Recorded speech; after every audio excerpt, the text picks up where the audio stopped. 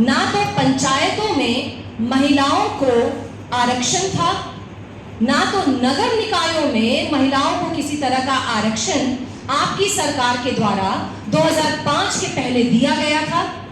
महिला सशक्तिकरण को लेकर जीविका जैसी योजना का भी नेतृत्व हमारे माननीय मुख्यमंत्री श्री नीतीश कुमार जी के द्वारा ही किया गया।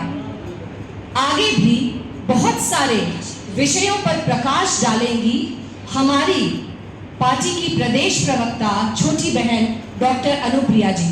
तो मैं अब माइक उन्हें हैंड ओवर करती हूँ कि वो इस प्रेस वार्ता को यहाँ से आगे ले जाएंगी। धन्यवाद पूजा दी। साथियों, जैसा कि पूजा जी ने बताया कि मुख्यमंत्री कैसे अपने शासन काल में लगातार महिलाओं के बारे में, उनके जीवन, उनके सामाजिक, आर्थिक, राजनीतिक, पारिवारिक जीवन को किस तरह से पूरे शासन काल में उन्होंने मजबूती से उनकी आवाज को बनने का काम किया। और उसी पहल में एक कड़ी और जोड़ा मुख्यमंत्री जी ने, मुख्यमंत्री महिला रोजगार योजना। मैं आपके माध्यम से पूरे बिहार की महिलाओं को यह बताना चाहूंगी कि यह सिर्फ और सिर्फ संभव मुख्यमंत्री श्री नीतीश कुमार जी की सोच से ही हो सकता है। और परिवार चलाने वाले लोग, परिवार दल वाले लोग, यह सोच कहीं से भी उनके ना जहन में आता है, ना उनकी नीयत में होता है, ना उनकी नीति हो सकती है। उनके लिए परिवार प्राथमिकता है, परिवार की बहू बेटी प्राथमिकता है। हमारे लिए तो पूरा बिहार और पूरे बिहार में आने वाली महिलाएं प्राथमिकता है। जैसा कि मैं मुख्यमंत्री महिला रोजगार योजना के माध्यम से बता दूं कि अगर आप राज्य की महिला हैं,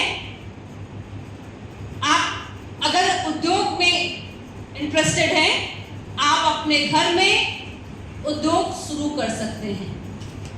मतलब 2,70,00,000 परिवार की एक महिला सदस्य अपनी पसंद का रोजगार चालू कर सकती है। और उसकी आर्थिक सहायता के लिए बिहार सरकार, मतलब नीतीश कुमार जी खड़े हैं। उन्होंने घोषणा कर दी है कि शुरुआती दौर में हर वह महिला उद्यमी जो अपने यहाँ रोजगार चालू करना चाहती है, उन्हें 10,000 की किस्त दी जाएगी।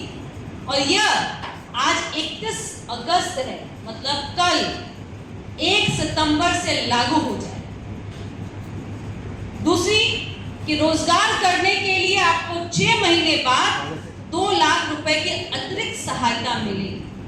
गांव से लेकर शहर तक की महिलाओं को उत्पादों की बिक्री के लिए हाट बाजार के विकसित किए जाएंगे।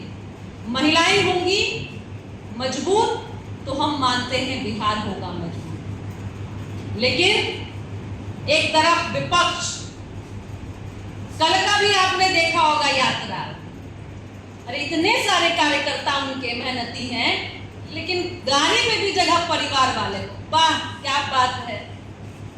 पूरे साल भर रहिए विदेश के घरों में, आशियाना में रहिए, यात्रा में आपको जनता का अभिवादन करने के लिए आपको मंच चाहिए।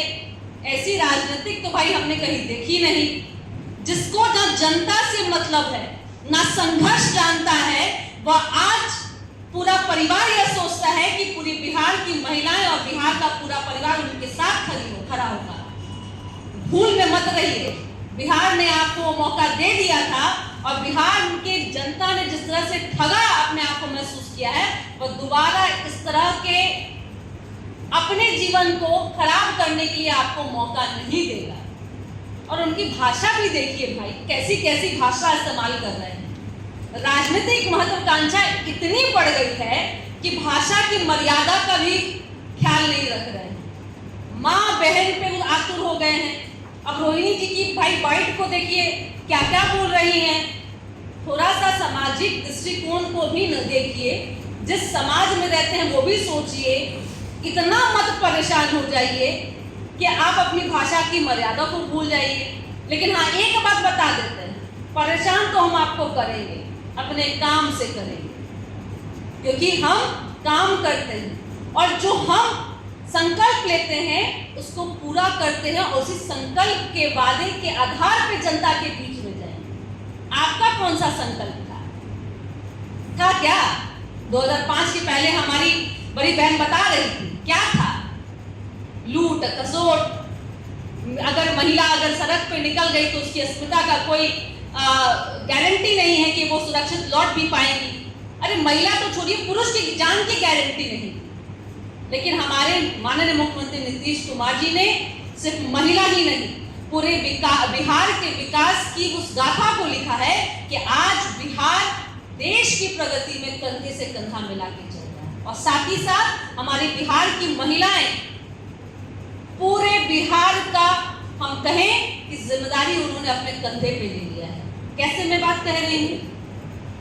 आशा ममता के माध्यम से बिहार में जन्म लेने वाला जच्चा बच्चा और माँ की जीवन रेखा की चिंता करते हैं।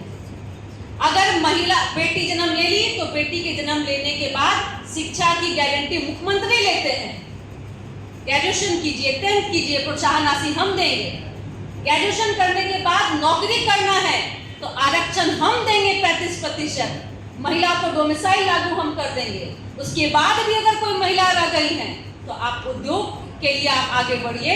बिहार की हमारे नेता माननीय मुख्यमंत्री जी उनकी भी चिंता करते हैं। जीविका के माध्यम से आज जीविका ने तो पूरे देश में एक नजीर पेश कर दी है।